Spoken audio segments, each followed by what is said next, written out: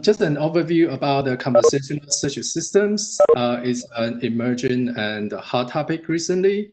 And this is one of the definitions of the conversational search systems. So it's a system for retrieving information that will permit mixed initiative back and forth between the user and agent.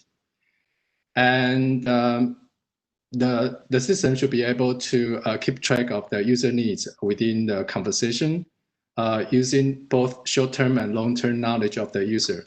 Of course, it's this is a long-term goal of our system development, and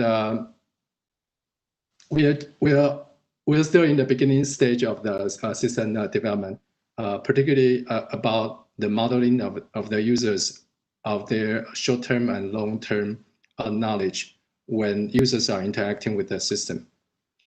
And in this smart librarian system, it is a mixed text oriented dialogue system with a conversational agent and an interactive question answering component. And as I mentioned earlier, we didn't implement the voice-based interface in this particular user study. And we take a user-centered approach, partly because, for example, the recent evaluation efforts like the Amazon Alexa challenge, there's a discrepancy between the system-generated metrics and user satisfaction. So it means that a system that would perform very well based on the system generated metrics may not be the one that the users are most satisfied. So the point here is that we are taking the user-centered approach to see what kind of evaluation metrics would be correlated with the user performance in this particular setting. So in this study, we are trying to compare the search behavior of the pilots using the existing system, the current electronic flyback system, and the smart librarian system we are developing.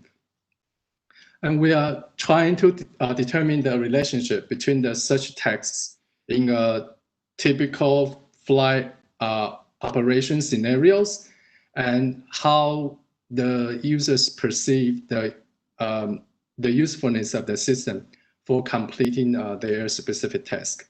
I'll give you some examples here later. And here's an overview about the prototype architecture of the system. And we are focusing on the question answering part. So we are looking at the QA skill of the system at this moment. So we are focusing on the QA engine. And the document collection is the technical documents that the pilots have to consult when they are in the operational setting. So as you can see here, there are other components of the system, and we are focusing on the QA part. And this is a prototype of the smart librarian system.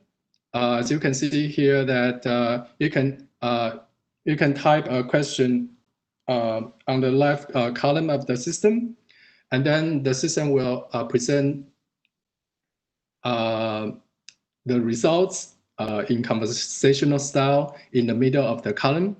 And then if the system can find the answers to the question, then the specific documents will be displayed here.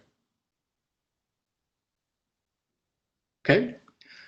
And then for the test scenarios, we pay lots of attention to the design of the scenarios in this user experiment. Here's an example. This is a the scenario when there's a bomb on board during the flight. So the security officer found an explosive device on board during the flight. So as a pilot, your question would be, what's the procedure to secure the situation? How far away should the passengers move from the bomb location? And so the pilot needs to check out the documents, the procedures, and so on. And the answer is this one from the quick reference handbook. Find a related procedure, abnormal procedures, bomb on board, move passengers at least 4 seat rows away. And for the evasion protocols, this is a 2x2 factorial design experiment. We have two types of tasks, easy and difficult search task. And we have two types of systems. One is the flyback existing system. The other one is a smart librarian system we developed. And this study was conducted in simulated work task situations. And we follow the guidelines in a way that we would like to conduct the study in a more realistic setting. So the study was conducted in a flight simulator, as you can see here. And the participant was using our smart librarian system here. And we developed the questionnaires about the demographics of and the background information about the user. And we also had a post-search and exit questionnaires developed. We had a total of 6 search texts. The initial one is for the training purpose, and we have the 4 search texts, too difficult and too easy. And then the last search text was a bonus text for the participants to experience the flight simulator more. And it's a way of motivating the users. As I mentioned that we did a study in a flight cockpit simulator. And for the data analysis, we use the mixed effects model, partly because we are interested in individual differences and how the system and the user perception measures can affect the search performance. And the dependent variables are the test score, whether the participant can find the correct answers or not, and the time spent in the experiment. So here are a summary of the results. So as we can see here that the user perceived usefulness of the system is the best predictor of the test score. And we found that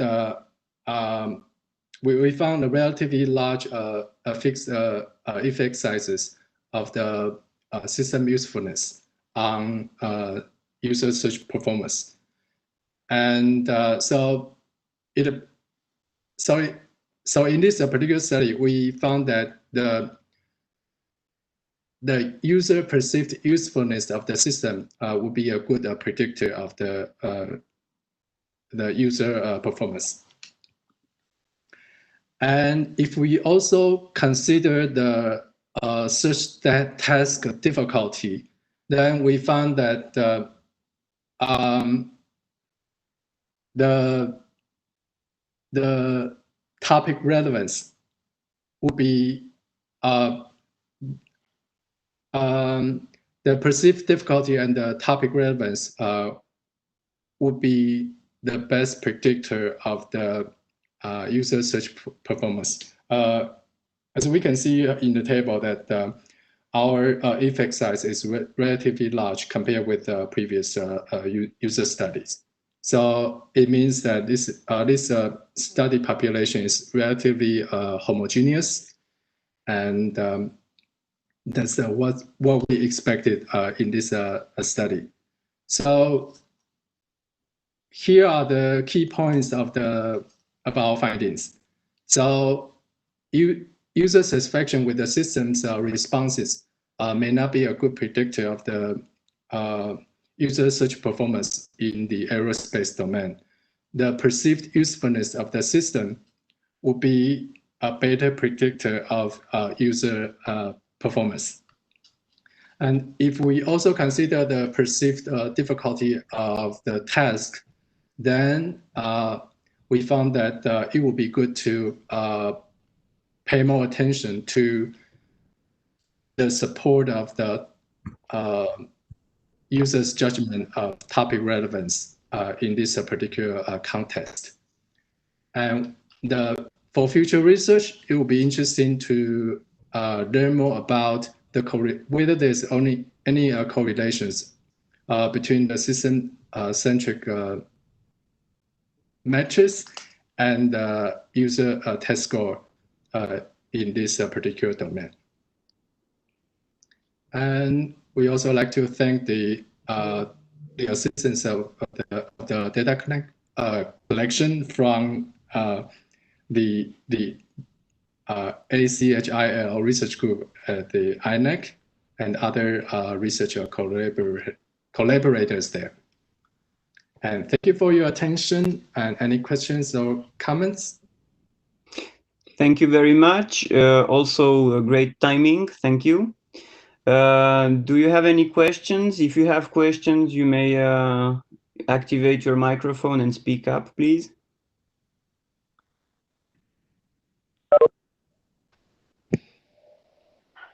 Hi. I was wondering, do you use any, I mean, I may have missed some part because I'm doing other things in parallel, but do you use some lexicon, dictionaries, or ontologies in your approach? Because in aeronautics, I guess that there is a lot of jargon or specific words that are very useful. Yep, good question.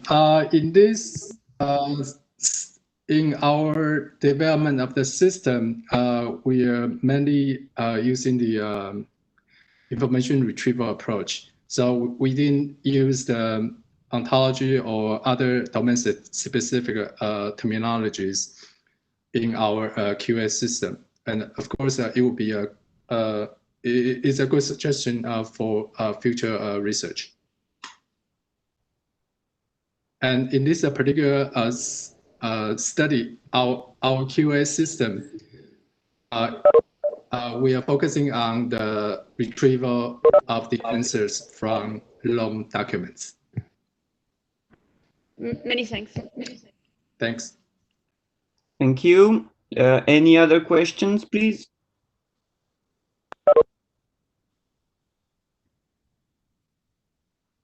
Okay, I would have one question in order to have an idea about the scale for the simulator user test. How many users, how many user per scenario? Did everybody had the same scenarios? If you can develop a bit on this topic. Yeah, sure. So I should have provided more details in my presentation. We had a total of 16 participants in the study.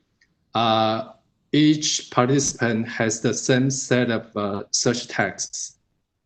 Yeah, so 6 search texts, 1 training in the beginning, a bonus test at the end, 2 difficult and 2 easy search texts. And we also consider the ordering of the search texts by Latin square design. So we didn't find any ordering effect of the presentation of the task in our study.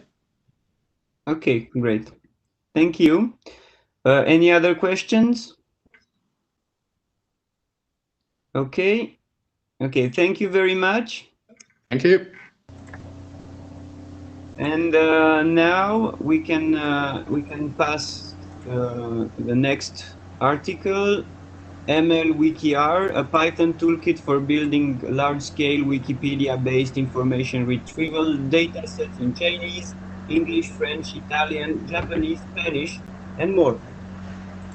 Okay, you have 15 minutes, and then we will have some questions and comments. Thank you. Can you hear me? Hello? Yes, I can hear you. I think Okay. okay for the other. Okay, thank you. So my name is Chibril Frege, and I'm going to present Multilingual Wikier, the Python toolkit to build Wikipedia-based information retrieval dataset that we developed at LIG with Didier Schwab and Jean-Pierre Chevalet. So first, I would like to start with some motivation. Recently, deep learning allowed for significant progress in several natural language processing fields, such as language modeling, question answering, sentiment analysis, and this especially recently thanks to the transformer-based. However, when it comes to ad hoc information retrieval and deep learning, the progress were not as significant as for other natural language processing tasks.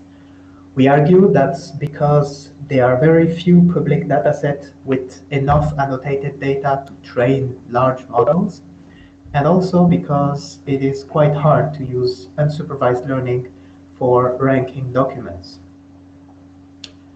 So for example, here I present the statistic of several publicly available information retrieval datasets that are ordered by year of appearance. And as we can see, before 2018, most of the datasets have very few annotated queries, from 150 to 1.5 thousand.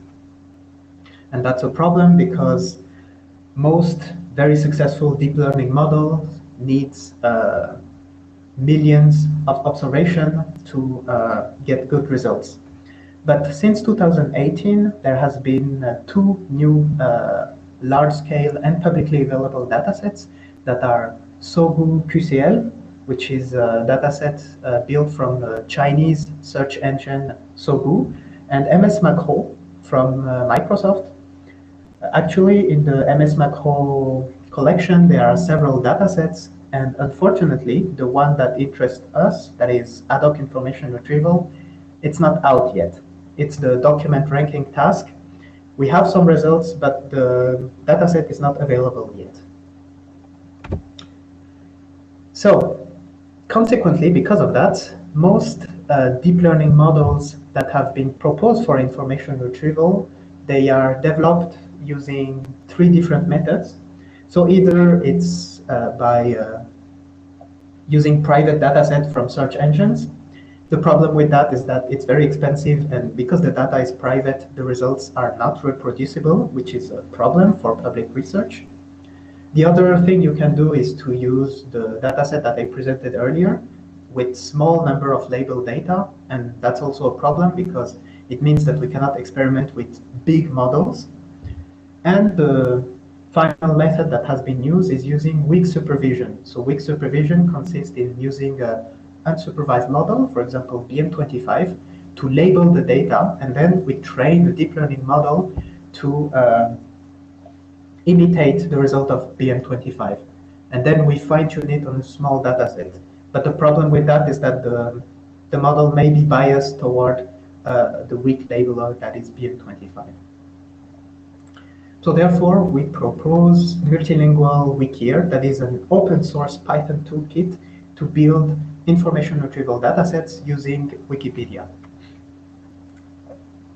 Now I'm going to present a framework for automatic information retrieval dataset creation that we presented in a previous paper. So what we want is, given a resource that is composed of documents, we would like to be able to build an information retrieval dataset. And an information retrieval dataset is composed of a set of documents, a set of queries, and a set of relevance label for each or a subset of every query documents pair. We show that if our resources satisfies 3 properties, then we can build an information retrieval dataset from it. So these properties are, first, topical existence. That is, each document in our resource is related to at least one topic. The second is topical identifiability. That is, we can identify all the topics related to any document of our resource. And finally, it's topical describability. That is, we can associate every topic with a short and accurate description. So, using these 3 properties, we can now build a dataset. So, for the document, we just use a subset of the resource. For the queries, we can identify and describe all topics in the document, and we get a query set. And for the labels, we propose that if a document is related to a topic that was used to build a query, then this document is relevant with respect to the query. Now, how did we do that in practice with Wikipedia? To be able to do that with Wikipedia, we made several assumptions in order to satisfy the 3 properties we just introduced. The first assumption is that every Wikipedia article is related to at least one topic, that is, its main subject.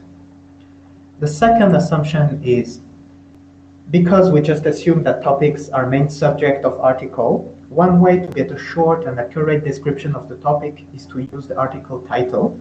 But we also experimented with using the first sentence of the article to describe the topic. And finally, the last assumption is that if a source article contains an internal link to another article in its first sentence, then the document from the source article is relevant to the query from the target article. So the intuition between the intuition behind this assumption is that if there is a link in the first sentence of an article, then it means that the topic of this link is very important for this article.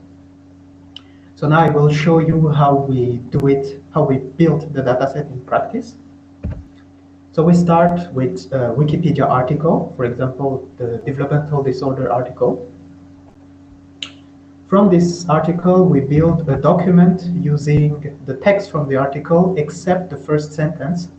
The reason why we remove the first sentence is because, as I said earlier, we experimented with queries built from the first sentence of documents, of articles, and if we put the first sentence of articles in the documents, then the dataset will be more biased than it already is. So to build the queries, here I display a query built from the title, but as I say, we can also build it from the first sentence. So now that we have a document and a query, we can start building the relevance judgment. So here in this case, that because the document and the query are built from the same article, the document is highly relevant with respect to the query. Now, if we consider another article, that is autism, then we start by doing the same. That is, we consider that the document built from the article autism is highly relevant with respect to the query built from the article autism. But one other thing that we can notice is that there is an internal link in the first sentence of the autism article to the developmental disorder article. Because of this link, we will consider that the document autism is relevant, not highly relevant, just relevant with respect to the query developmental disorder. That is because autism is a type of developmental disorder. And finally, all the query document pair that are not assessed with a relevance or a high relevance label are considered as irrelevant. So the final pair is given a relevance of 0. So this is how we built a set from Wikipedia articles. Now let us see in practice how can we do it. The first thing you have to do is to download the Wikipedia version you wish to use. So you can download it from Wikimedia. Here I give the example of the English Wikipedia version of June of 2020.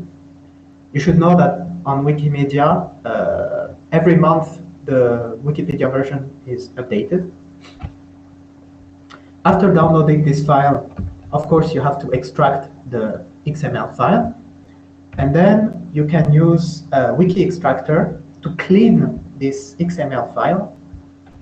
And you will end up with a JSON file that is displayed here, where every element is an article that is characterized by an ID, a URL, a title, and a text that was clean, except for the internal links.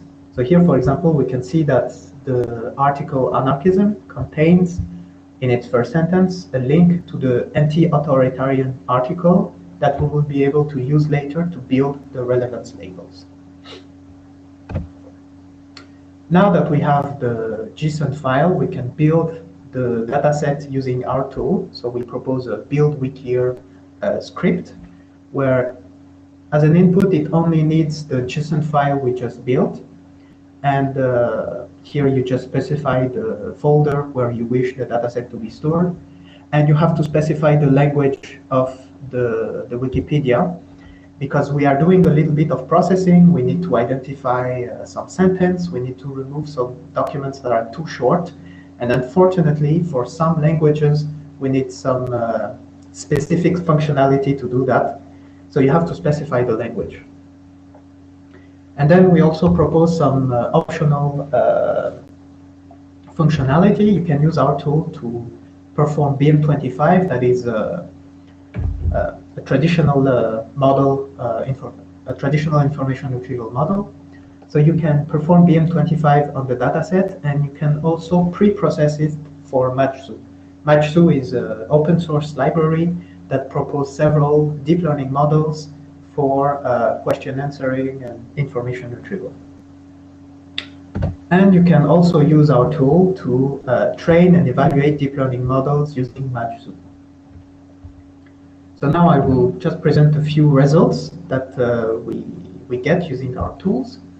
So here are some statistics of the datasets that we built and made available using our toolkit. So we have 10 languages. And for each languages, we build 2 datasets. One dataset using the title of article as queries, and another dataset using the first sentence of article as queries. But the statistic of this collection do not change. The number of queries are the same, the number of documents are the same, and the average number of relevant documents for each query are the same. So as we can see, for some languages, the number of labeled query is not that high, and even for English, it's only 78,000. That's because we use some option to remove and to clean a lot of queries to try to have a dataset without too much noise. But if you visit our GitHub, you will see that we propose a lot of options of cleaning and removing options, and you can try to play with them and maybe balance more noisy but bigger dataset. Maybe that could be useful. We haven't experimented with that. And we also made some experiment. So here, I did not present all of the results because it does not fit on a single slide. But I chose the Dutch and English language because they represent well what usually happens when we train models on the dataset that we build. So the first thing we notice is that for the Dutch language, it doesn't have a lot of annotated data. The first thing we notice is that if we use title queries, the results are significantly better than if we use first sentence queries. That is because the queries are not noisy and they are much more accurate. So when we use a traditional information retrieval model, that was expected. We have better results using the short and accurate query. Moreover, we can see that Duet and ConvKNRM, that are 2 deep learning models, are not doing great compared to DRMM, which is not a deep model. It has only a few parameters. So what we notice is that if we don't have a lot of data, of course, it's always better to use a model that don't have a lot of parameters. But if we have a lot of data for English, for example, depending on if we have short and well-defined queries or long and noisy queries, the type of model will change. The interesting thing that we notice is that the bigger model adapts better to noise. We can see that here, ConvKNRM and Duet, they both outperform BM25 and DRMM. So this suggests that if we have enough data, the deep learning models, they are able to remove a lot of the noise and perform better than models without a lot of parameters or even traditional information retrieval models. So to conclude, we propose Wikier, an open source toolkit to build ad hoc information retrieval dataset from Wikipedia. From this tool, we built 20 large-scale information retrieval dataset in 10 different languages. We also provide some script for training and evaluating deep learning models on the dataset that are produced by our tools. And for future work, we consider producing dataset of the same size in different language in order to compare the effect of the language on the different models. And finally, we would like to try to use datasets produced by our tool to pre-train deep learning models and then fine-tune them on traditional dataset with fewer label data to see if our tool can be used as a deep learning model initializer. Thank you for your attention, and you can visit our GitHub to know more. Thank you, Cyril. Also good timing. Do you have any questions? Activate your microphones and please speak up.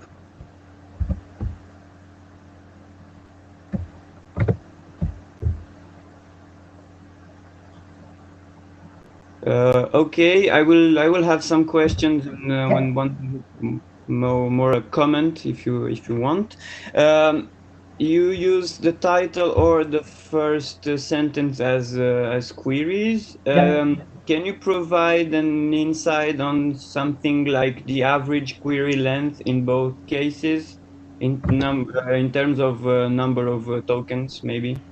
Well, actually, when it comes to the first sentence, we did not take the entire first sentence because sometimes it's too long. So we decided to put a threshold, if I remember correctly, the threshold were the 10 first words. Okay. So on average, usually it's 10 for the, it's a little bit lower than 10 for the first sentence queries. And for the title queries, if I remember correctly, it's between 3 and 4 in length for English. For the other languages, I don't remember quite well. Okay, thank you. So as you know, for the tracks, retrieval tracks and so on, you know, the topics often have a title, description, and narrative. Have you considered maybe doing something similar, or it came up to your mind, maybe? No, I did not think about it. But yeah, that could be interesting to try to take into account all of this information, and the narrative could be the first paragraph or something like that. Okay. But the tool is open source, so you can experiment with it. Sure, thank you. And about the computation time, do you think it's fastidious? You think it's fair enough? Or do you have some comments on that? Or when you the computation time of building the dataset or yes. of building. If I remember, so the biggest one is English, of course, and if I remember correctly, it only takes a few hours to build it, and you don't need the GPUs or anything. You can do it on your Maybe not on your laptop, because still needs to load the entire XML file, but a few hours top. It's not that long. What really takes time is to, for example, use BM25 on a lot of queries and start to rank the documents with respect to the queries. That takes a lot of time, but building the dataset, it's not, doesn't take a lot of time. And if you choose a rare language, it's almost instantaneous. Okay, thank I you. use Swiley for, yeah, okay, yeah. Yeah, okay. If you can finish your sentence if you want. Yeah, I use Swiley when I was developing the tool for testing my code fast, and for Swiley, I could do everything in less than 10 seconds. Okay, okay, thank you. I think somebody else has another question. Elod? Yes, you hear me? Yes, thank Yes. you. Okay. My question is following up the last one. Did you take into consideration an incremental version, as Wikipedia changes every 2 months, as you mentioned, so that is there a way to not to reparse everything, but just to get the modifications in order to update? No, I did not think about that. No, yeah, if you want to update it, the way it's implemented right now, you have to do everything again.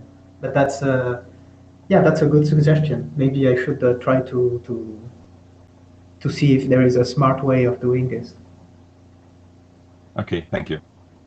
Okay, thank you. Any other questions? Okay, I will finish with only one comment. Have you considered something like automatic language identification? It works quite well on widely known languages, and there are some Python implementations to easily identify the language of the text. Yes, I considered it, but I haven't considered to implement it soon. But yeah, it could be useful. Okay. Okay. Thank you very much. Any other? you. We can have...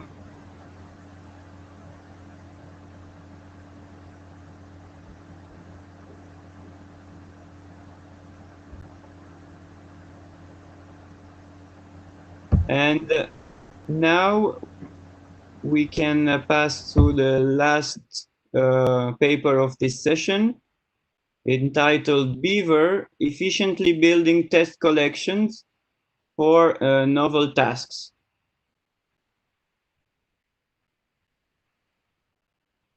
So David, you have 15 minutes, and then we will have the... Okay. Do you hear me now? Yes. Yeah, Thank okay. And do you see my slides? Your slides are visible. Yeah. Thank you. So, okay. Hello, everyone. First of all, I want to thank you for attending to this presentation. My name is David Zotero, and I'm going to present the work made along with Javier Parapar and Álvaro Barreiro, which is entitled Beaver, Efficiently Building Test Collections for Novel Tasks. So I'm going to begin my presentation by giving some background about this work. Then I'm going to present our proposal and our application. Next, I'm going to do a live demo. I hope that everything works. And finally, I'm going to give some conclusions and talk about how this work can be further extended. So first of all, in information retrieval, the Cronfield paradigm is the standard method for evaluating new models and new applications. And this method relies on the use of test collections, which are formed by documents, information needs, and judgments which capture the relevance relationship between the documents and the information needs. And having high quality data sets is a vital factor for making good research in information retrieval. But building new benchmarks like these ones is very expensive, as it requires human works, because the assessments are made by human assessors, and it's also a very expensive task to organize a TREC-like campaign, and this is expensive both for the organizers and the participants. And however, this cost can be reduced by the use of pooling. And in pooled test collections, we only assess a subset of the whole document corpus, and where this subset is selected by taking the union of the top K elements, of the top K documents retrieved by each of the participant systems, but where usually K is 100, but we still have one main issue, and that is that we depend on the existence of participant systems.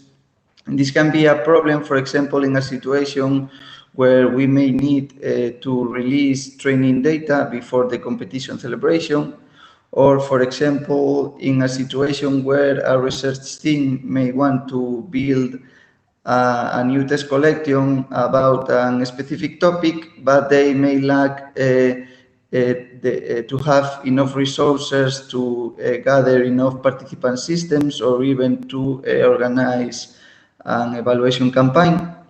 So in this work, we propose a novel approach to build evaluation benchmarks in a situation where having participant systems or maybe organizing an evaluation campaign is not an option.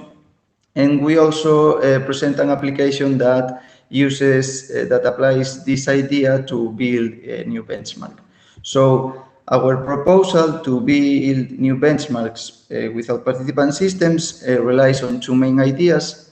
The first one is the use of simulated participant systems that we build by using manual query variants and well-known retrieval models, and we combine these two components to build simulated rankings that will play the role of the participants. And on the other hand, the other idea is the use of intelligent pooling strategies to make the most of the assessor's work, and thus we reduce the cost that takes to build a new set of relevance judgments. So in the we implemented an application that uses these two ideas, and in this system, we have two main user roles. The first one is the admin, which is the person responsible of creating new experiments, where each experiment will result in a new collection. And he's also responsible for introducing the query variants that are going to be used to create the simulated rankings, and he's also responsible of gathering the documents that we are going to assess. And on the other hand, the other role is the assessor, which is responsible of navigating through the posts and making the relevance judgments. So now I'm gonna do a live demo to show you how, for example, we can build a new collection about self-harm.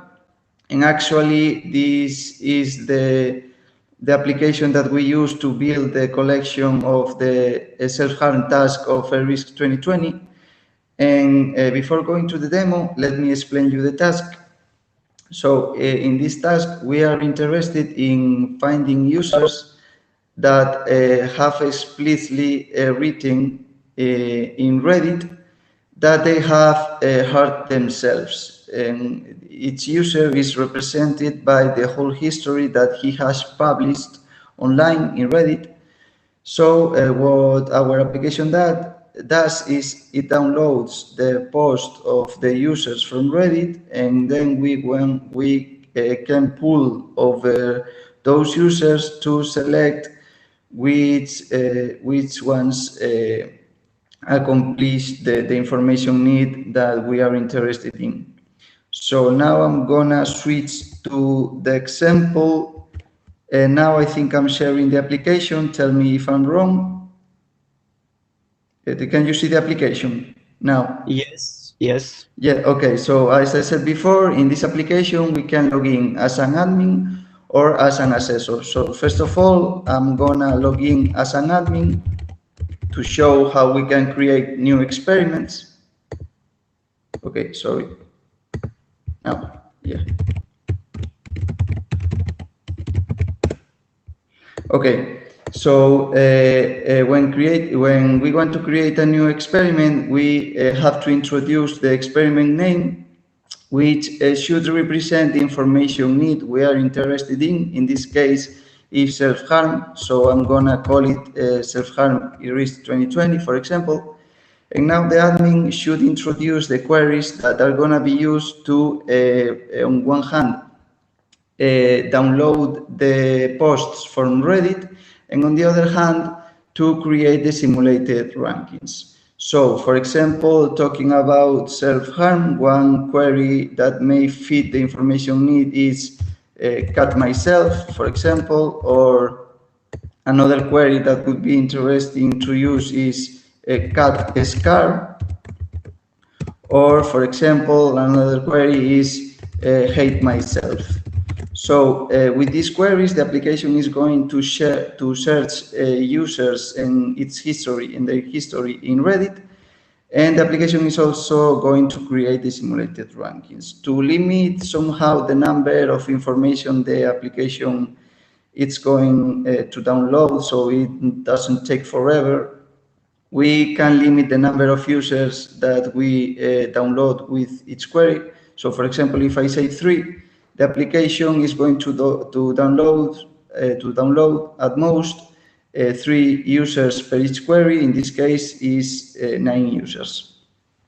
So now I can select the ranking models that the application is going to use to create the simulated rankings. For example, if I select, in this case, BM25 and language models with Dirichlet smoothing, the application is going to combine these two systems with these 3 queries to create 6 different rankings that are gonna then use in the pooling. So finally, once this all configured, I can select the pooling strategy, in this case, move to front and the pool depth. So when the experiment is created, we can see here the experiment that I just created, and we can see that the experiment state is not crawled, as we have not downloaded the post from Reddit yet. So me now, as an administrator, I can begin the process of crawling. So now the application, as you can see, is crawling and is downloading every post from user. To save some time, I have already an experiment. I have an experiment here that is already crawled. So once we have the documents download from Reddit, now it's time for the assessor to make the assessments. So now I'm gonna log in as an assessor to show you how this works.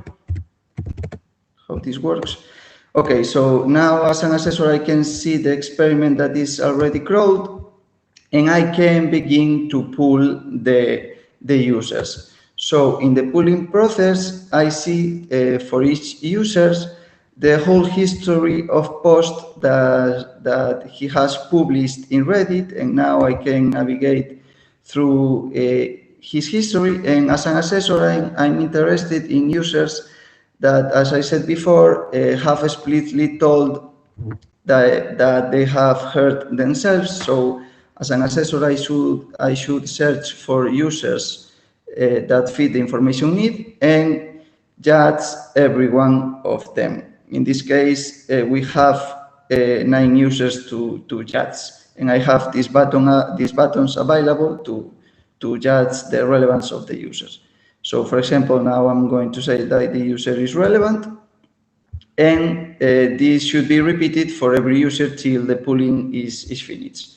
So when the pooling is finished, the assessor has not any more work. So now it's time for the admin to export the collection that we have just built, and to again, to save some time, I have here a collection that has already been pulled, which is this one.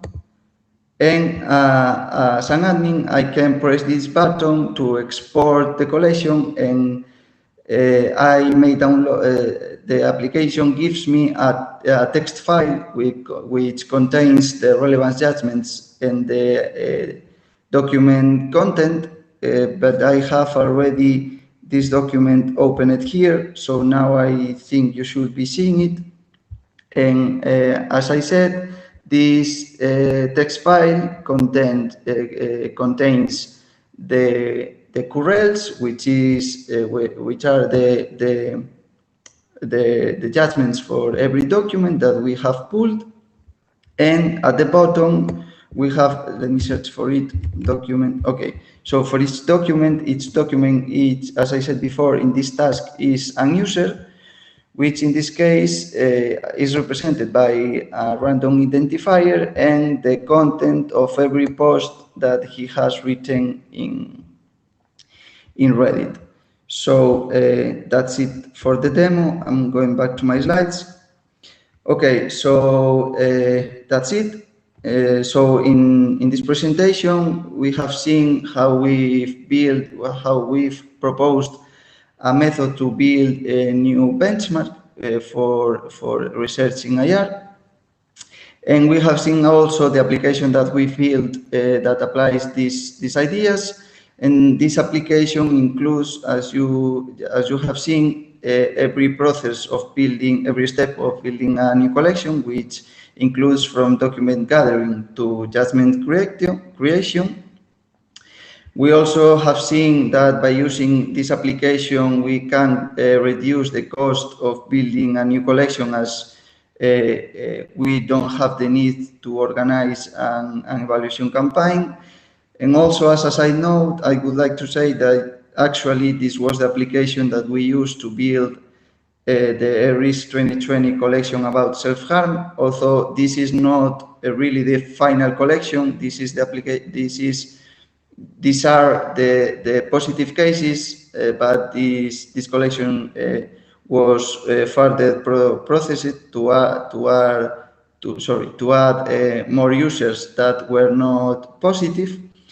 And as future work, we plan to use this tool to study datasets quality, as now we are able to build a new benchmark in an easier way. So now we are able to evaluate datasets quality more easy. And we also think that it's possible to ship these techniques to another field, like classification, for example, where the final levels of the collection may be built by pulling over the results of many classifiers. And that's it. Thank you for your attention. And if you have any question. Thank you very much, David. So if you have any questions, please activate your microphone and ask your questions or comments.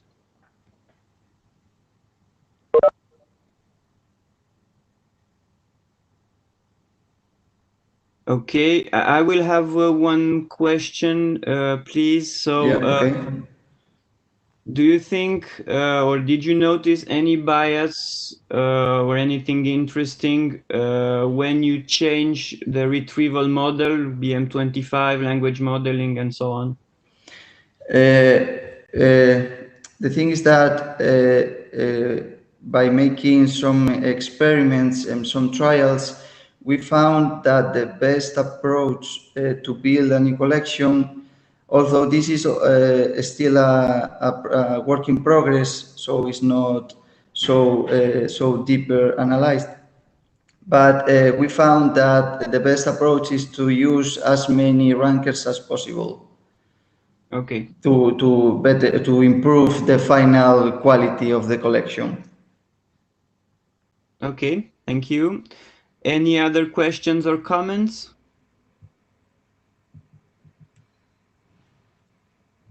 Okay, so I think we can end here the information retrieval and evaluation session. Thank you, David. Thank you to all the presenters and all the organizers and the participants. And now I think I can quit my role as a session chair and give the word to Juliane. Yes, thank you very much. Thank you for sharing this session. And the next, so now it's lunch break, and the next session will start at 2 p.m. this afternoon. See you.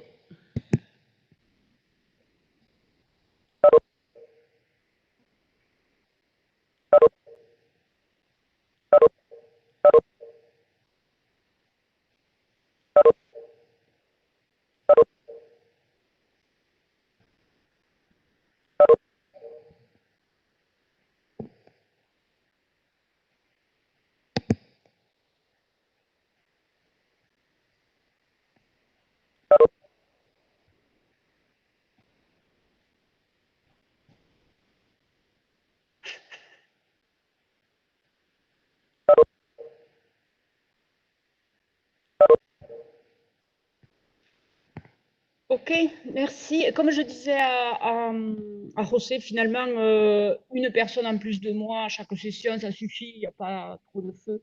Donc,